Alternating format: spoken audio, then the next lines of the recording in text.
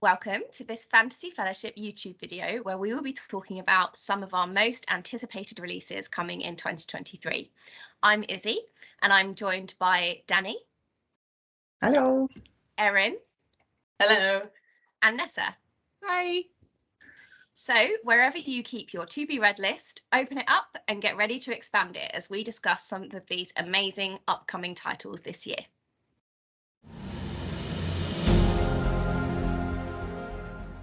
The first book about is Godkiller by Hannah Kanner. It's a debut fantasy novel, and it's the first book in the Godkiller trilogy, which will be out on January 19. The book is published by Harper Voyager, which is a part of HarperCollins Publishers. So I would just like to take this opportunity to mention that the HarperCollins Publishing Union has been on strike since November 10th of last year, and more information about it will be in the description box, just so you know. So a few special editions were announced of this book, and I think a few people commented, read a special edition, that it's like Babel, that it's got so many special editions. But in the end, I chose to pick up the Waterstones one because it was the prettiest, so to speak, out of all of them. So Godkiller is described as a perfect book for fans of The Witcher and American Gods. And it follows Kissen, whose family was killed by religious zealots. She makes a living killing gods, and apparently she really likes it. I don't know if that's something we should be looking forward to or not.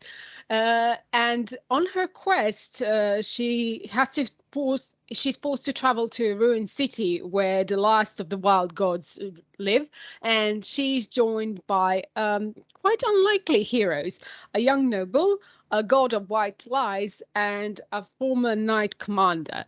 And from what I've heard about people who've read the arc of this book, it's that it has like found family and some profound thoughts about religion and gods in general. So I'm really excited to get my hands on this one and to read it. And it's also interesting, the first time I heard about this book when Saara El-Arifi mentioned it at the Fantasy Fellowship Con, she said it was an excellent book and she did blurb it. I saw her little kind of blurb on the book cover, so I'm really looking forward to it. I don't know if any of you guys are looking forward to it. Yeah, me too. Very much so. It looks fantastic. Definitely, I've got gorgeous. I've got my Waterstones edition on pre-order as well. I think having all the other authors hyping it makes you excited for it as well. Did you get the special edition or just a regular one? Special, I hope. check my app. I missed out on the specials. I have just the standard one coming, but I can't wait to read it anyway. Yeah, it's going to be a fun book, and I'm especially happy because this is a debut author. This is her first book, so I'm really looking forward to what she's going to do.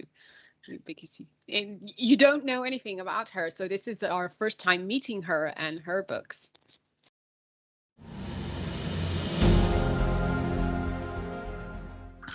Okay, so our second book is A War and Ruin, which is the latest installment in the epic fantasy series The Bound and the Broken by indie author Ryan Cahill. The ebook is out also on January 19, and the author hinted that it's a chunky book. And at this Discord, we kind of like chunky books more than kids love cake. So there's something to look forward to. Also, Ryan mentioned that the physical book might be split into two parts. So two books because it's really big. But he's confirmed that the special edition will definitely be in two parts. I don't know if the regular edition will be. So Blood and Fire, the first book in the Bound and the Broken series, is our indie spotlight for this month. And we have an indie blog tour going on our Instagram where our members are talking about the Blood and Fire, which was read in December of last year. So please do check out our Instagram account. It will be linked in the description box below and see what our members are saying about the book. But spoiler alert, they really, really, really like it.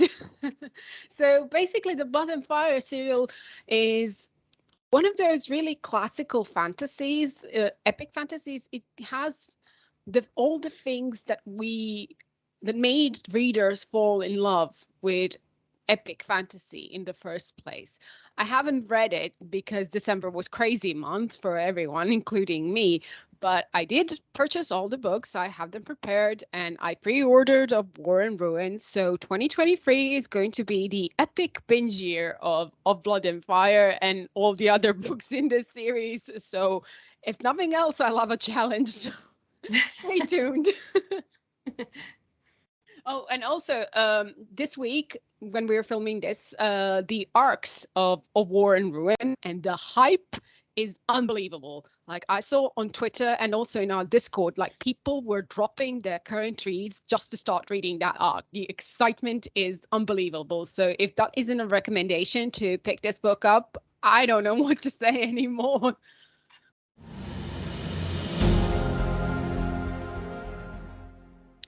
Our next book that we're going to talk about is The Tyranny of Faith by Richard Swan. This is the second book in the Empire of the Wolf series, which is the sequel to The Justice of Kings, which was released last year. Fantasy Fellowship read The Justice of Kings for our bi-monthly book club in December 2022, and it was a real hit with our community, not least because the author got involved in quite a significant meme war with another author whose book we were voting for in terms of which one to pick. We picked both of them in the end because they made such a great effort on Twitter to support the Discord, so that was great. Richard also very kindly took part in our 2022 Fantasy Fellowship Con, and you can find a link to his interview where he talks more about Empire of the Wolf and the Justice of Kings in the description below. So this series was sold to me as Imagine Lawyers but with magic, and as a lawyer I was like, okay, well, I'm going to have to give that one a go, and I was hooked straight away. It follows Justice Von Volt and his team as they travel the Empire, ensuring that the rule of law is applied equally and fairly throughout, whilst an overarching political crisis that threatens the Empire itself brews. It's political thriller meets crime detective novel meets almost coming of age. The world building is really reminiscent of The Last Kingdom, I thought, but a bit more sprawling in its setting.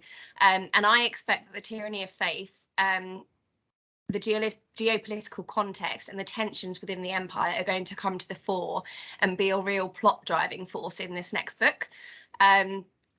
In The Justice of Kings, we learned a lot about the main characters, Helena and Von Volt, especially as the narrative is told as if Helena is writing a memoir and looking back on her life. So there's lots of juicy foreshadowing that whets your appetite for the next book and gets you speculating about what might happen. And we're soon to find out what will happen in The Tyranny of Faith. So I predict it will be the topic of much conversation within Fantasy Fellowship once it's released. It's being published by Orbit and it's due for release on the 14th of February 2023.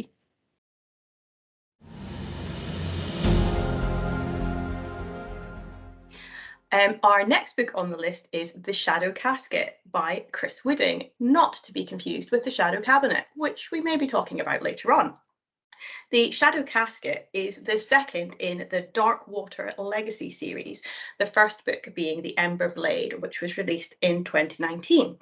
We read The Ember Blade as a November buddy read, and it was really well received by the Discord. We felt it was a real classic style epic fantasy, coming of age, quest, setting out on an adventure. There was lots of Tolkien vibe comparisons, and also lots of shout outs for the side characters who everybody really loved. The Ember Blade was a slow burner book with a really big ending, and it was a chunky boy. And the Shadow Casket is another chunky boy. It's 848 pages, and I think the idea is that hopefully the rebels are going to properly get the revolution going. We shall see. I first came across Chris Wooding when I read the Tales of the Ketty J back in 2009. Well, that's when the series started, and I read it from there. And it's a really different set of books. It's swashbuckling, steampunk, pirate, airship, retro vibes. Anyway, it's actually nothing like The Ember Blade, but if you've already read The Ember Blade and you want to get excited for more Chris Wooding, I highly recommend checking out the backlist. The Broken Binding friend of the channel and of the Discord, are bringing out a special edition of both the Ember Blade and the Shadow Casket. And I had a wee look, very, very pretty if you're into that, but beautiful end papers, and I'm sure they'll be highly popular. They're going on sale at the end of this month, January 2023. So you want to head over to their Instagram or their website and make sure that you know what the details are if you're interested in picking those up. So yeah, more Chris Wooding this year. Everyone's very excited.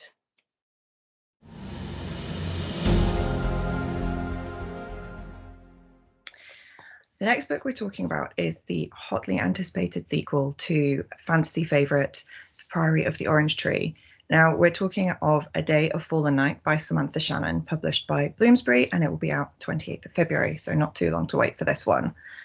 As I say, it's the prequel to The Priory of the Orange Tree, set about 500 years before, but it is still a standalone novel. So whilst readers of The Priory of the Orange Tree will be familiar with the world already, this one can be read on its own if you want to.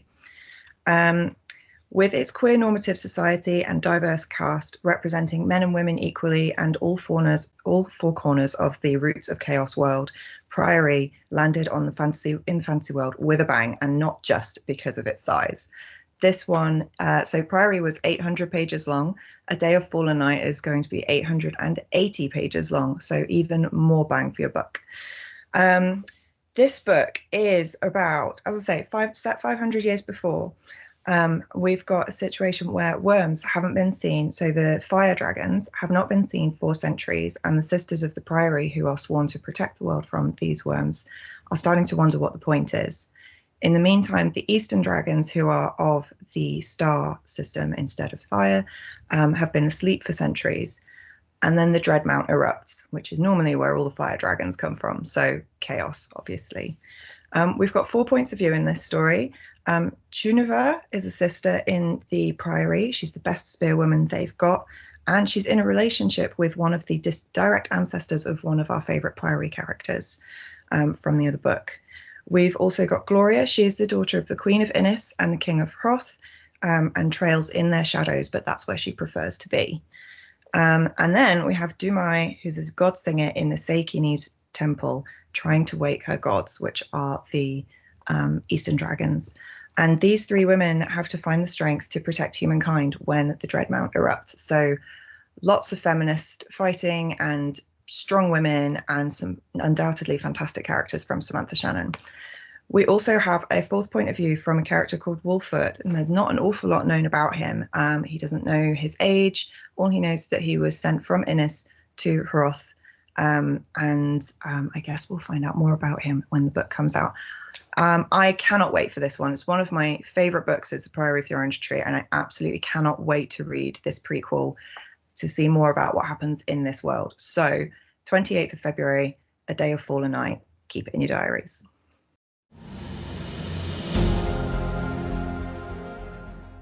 Okay, so our next book is The Adventures of Amina al-Sirafi by Shannon Chakraborty.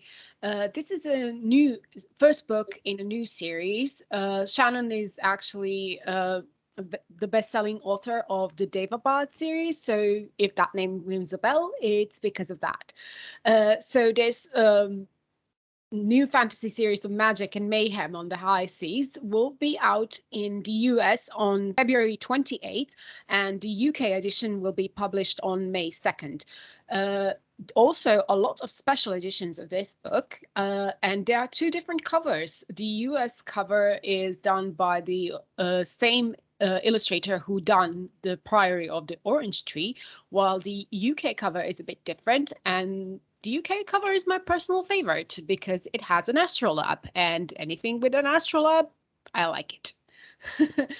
I'm a medievalist, so, you know, things like that are really exciting for me. So the Adventures of Amina al-Sirafi are inspired by the tales, actually the voyages of Sinbad the Sailor from Arabian Nights.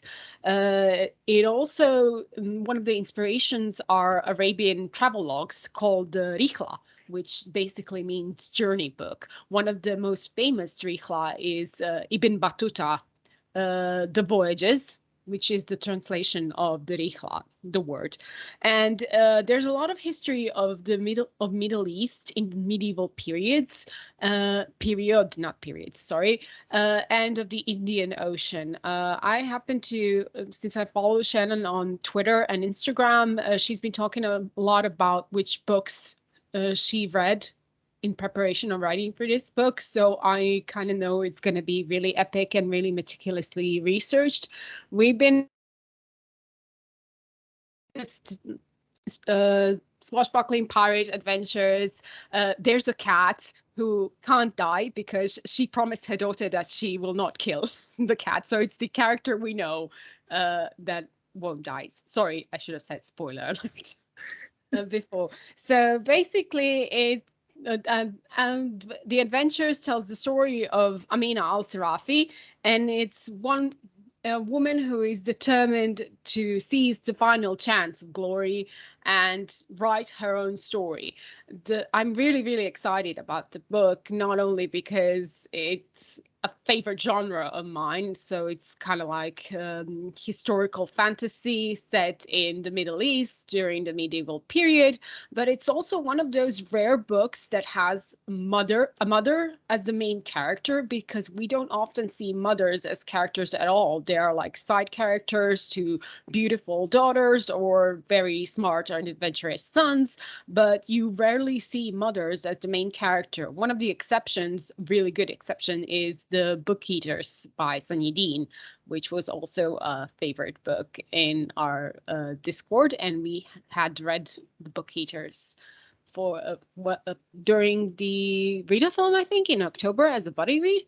So I'm hoping that Amina will be equally popular in the Discord and that everyone will be excited as I am for this.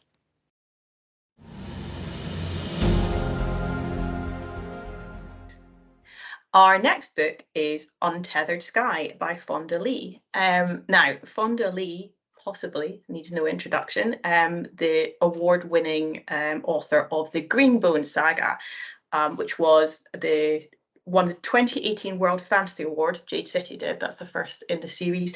And Jade City was also named Time Magazine's one of the best 100 fantasy books of all time, which is quite the accolade, I feel.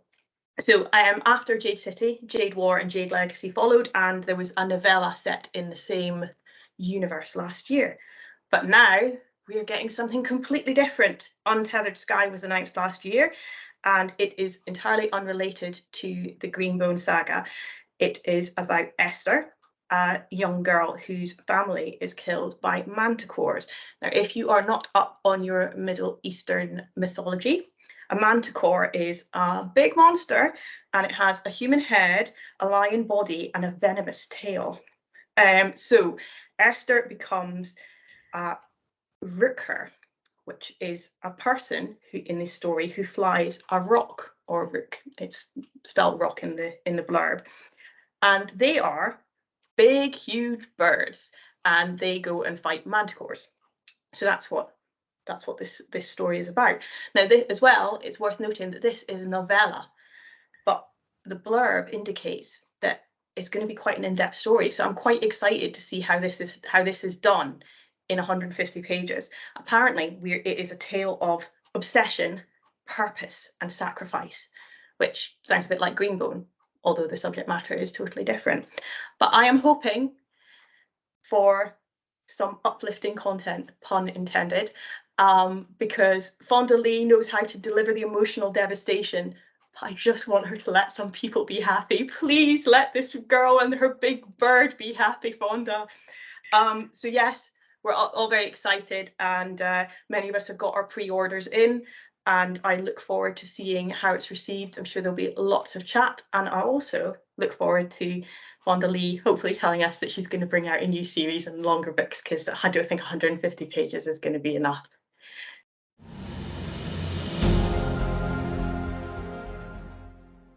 The next book we're going to talk about is the hotly anticipated second book by Nicholas Binge, Ascension.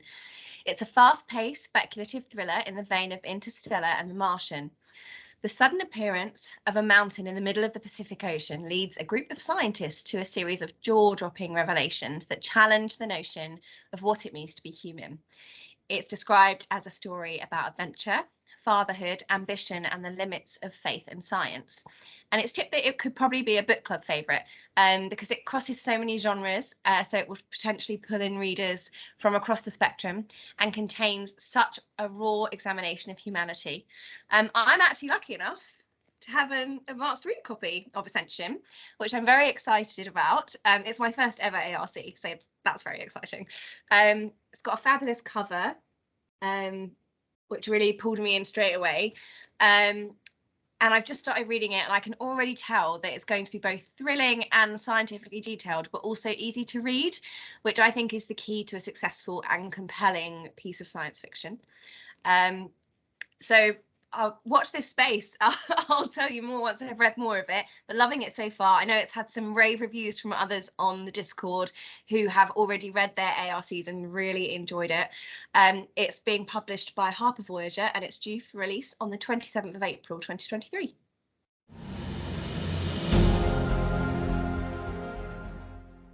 The next book that we're going to speak about is Dragonfall by L.R. Lamb. L.R. Lamb is one of my favourite authors, so I'm really excited to be able to speak about this book today. Their back catalogue is really diverse. They've written across all sorts of genres and places. They've been in sci-fi with the near future cyberpunk duology False Heart and Shattered Mind. There was the feminist, eerily prescient space thriller Goldilocks, and then most recently the space opera heist duology with Elizabeth May, Seven Devils. But if we go right back to the beginning of her career, there was the Micah Gray trilogy, which is a more traditional fantasy trilogy, I suppose, in the young adult space. So we're now getting a taste of adult fantasy from L.R. Lamb. And this one is with a bit of a different vibe. Now, I have read the following comparisons. There's been comparisons to House of the Dragon, Priory of the Orange Tree, and Sarah J. Maas. So that's a bit of a mashup. And in this book, which is the first in the Dragon Scales trilogy, dragons have been banished, and they're many years ago, and the people now worship them as gods. But I'm not sure how the dragons feel about that. And we follow Arcady, who is a thief who steals a magical artifact that links them to an ancient dragon, Erin, who's apparently a sexy fallen dragon angel. In this book, we are apparently being given slow burn romance, forced proximity, enemies to lovers, and an assassin priest with a mini dragon and really good biceps. I am excited for all of these things. So it's being published on the 2nd of May 2023, and it's been published by Hodder. There are special edition whispers, but I'm not sure anything has been confirmed yet. But you know what the speculation is like. I always feel that there is no smoke without fire, and hopefully that is the case with this dragon book. Really excited to see what L.R. Lamb is bringing us next.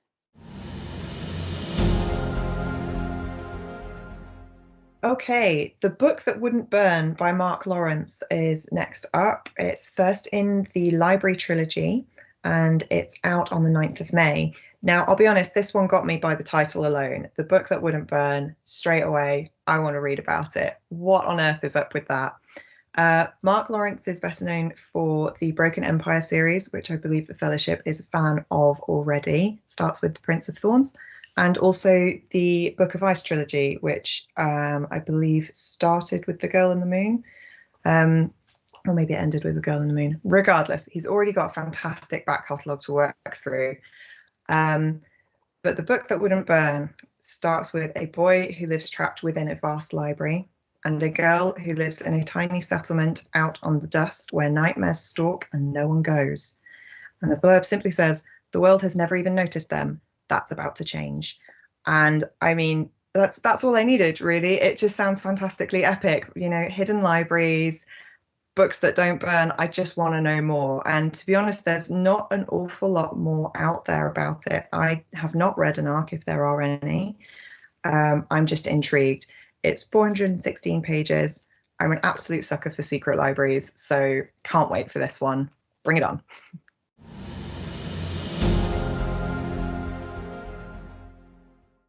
Our next book is The Battle Drum by Saara El-Arifi, which is the second book in the Ending Fire trilogy, sequel to The Final Strife.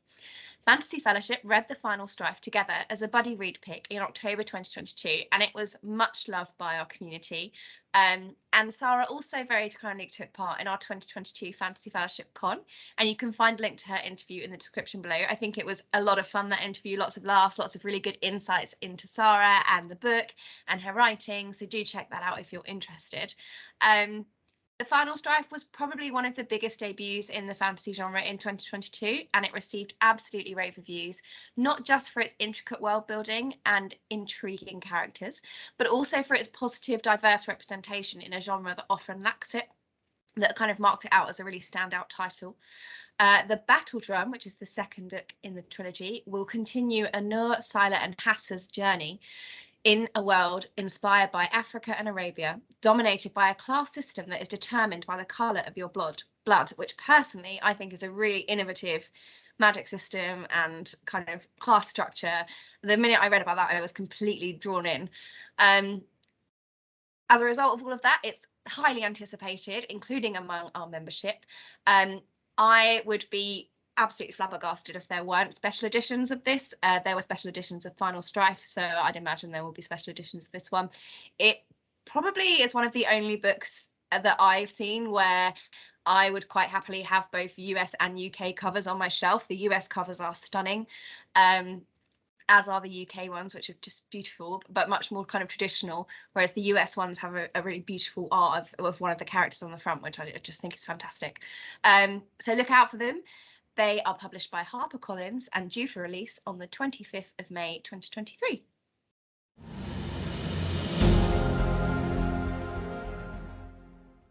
The next book I'll be talking about is the latest installment in Pierce Brown's hugely popular science fiction series.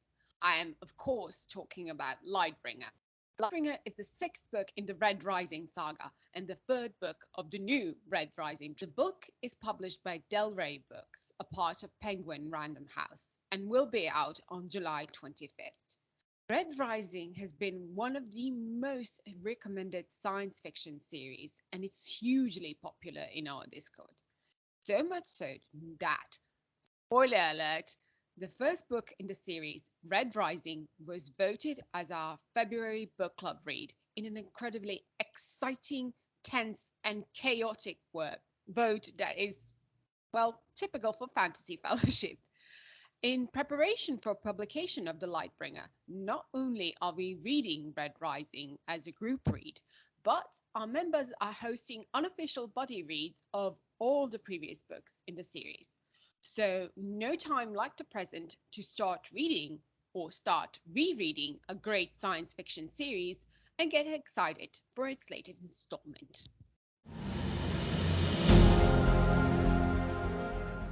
The next book I'm going to talk about is another sequel. We're talking about He Who Drowned the World by Shelley Parker-Chan. He Who Drowned the World is the second book of the Radiant Empire duology, which is a historical fantasy.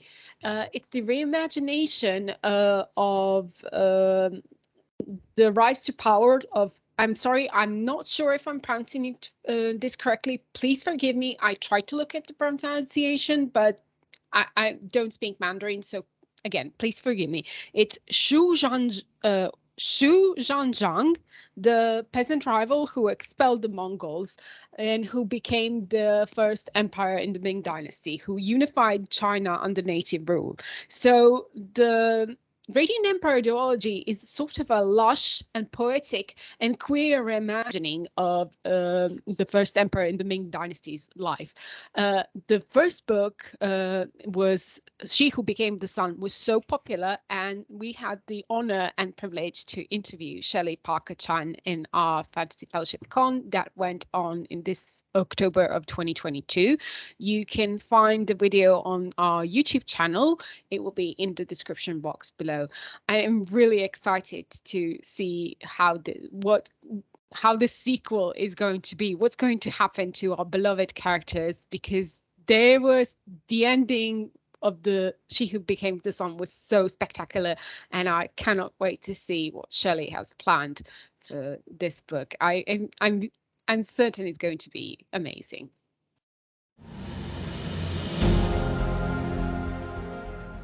The next book then is The Shadow Cabinet by Juno Dawson. Now, it's hard to discuss this book without mentioning massive spoilers. So if you don't want to hear anything about what happened in book one, please ignore. This book is the sequel to Her Majesty's Royal Coven, which came out earlier this year. It's out on the 8th of June, so we've got a couple months to wait, but it's going to be well worth it.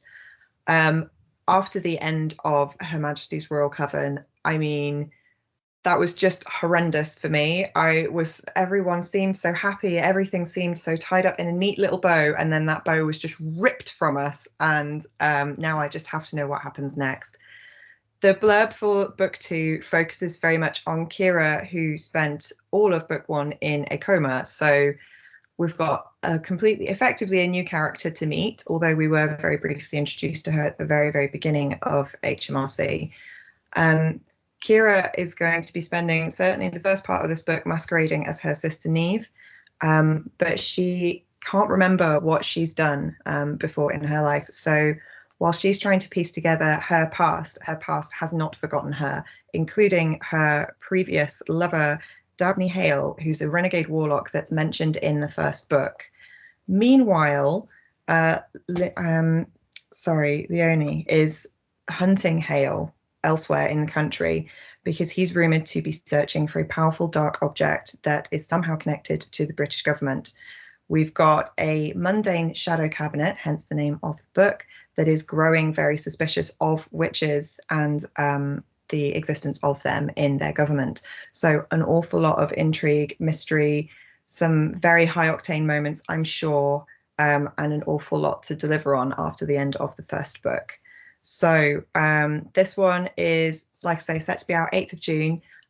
I mean, I can't wait. After the end of that first book, I've got to know what happens next. It's really that simple. So that will be one that has already been pre-ordered. It was pre-ordered the second I finished the first book, and I absolutely cannot wait for that one. And now for something completely different. Our bonus book, Carnival of the Spider by Kieran Larwood. Now, Kieran is a big deal. Many of us, if you are watching this and you are part of the Discord, he's a very nice man and we like him very much and he's a valued member of the community. But in case you didn't know, he's also a really big deal. The first book in his 5 Realms series, The Legend of Podkin One Ear, which you should definitely all read, won the Blue Peter Book Award. And Fantasy Fellowship celebrated the release of The Tree Keepers, which we're hoping is not going to be a standalone, hint, hint, someone buy the next book, next year with a book tour, with a book tour. We're hoping there'll be more. It's a standalone right now, but, you know, we're all here for it. So yeah, as well as The Tree Keepers, Kieran has been a very busy man, and he also got Carnival of the Lost and Carnival of the Hunted, which were both released last year. And Carnival of the Spider is the 3rd book in this series.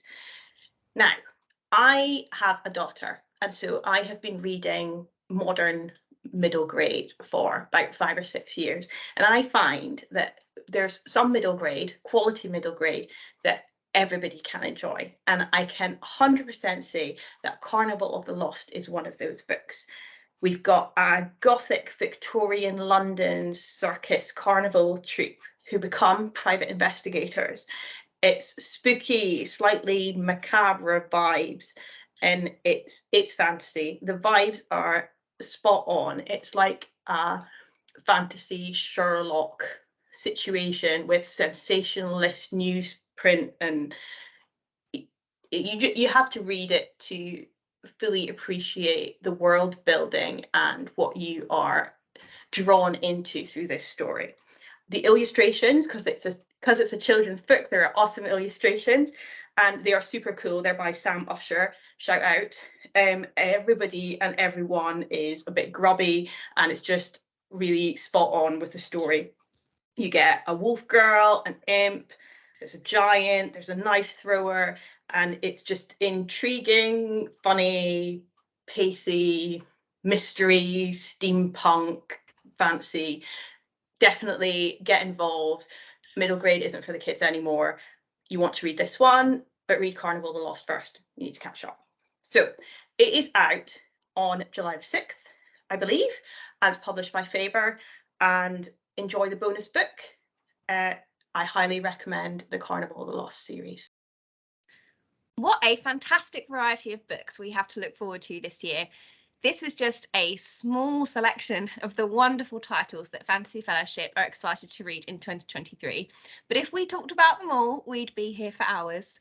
However, if we didn't mention your top 2023 release pick, we would love to hear about it. So drop a comment on this video and tell us, what book are you most looking forward to? Tell us why. And do you know what? If you want to talk about it more, come and join our Discord. We would love to have you and to hear about your favourite reads and what you're most looking forward to. You can also find us on Instagram. We are at fantasy_fellowship. On Twitter, we are at fanfellowship. And we have a website, www.fantasy-fellowship.co.uk. If you enjoyed this video, please be sure to hit the like button, and to keep up to date with more Fantasy Fellowship videos, hit the subscribe button. I'd like to say thanks to Erin, Nessa and Danny for joining me tonight. It's been great fun, and I don't know about you guys, but my TBR list has got even longer as I wrote down all of these fantastic titles that I want to now read this year too. That's all from us. See you next time.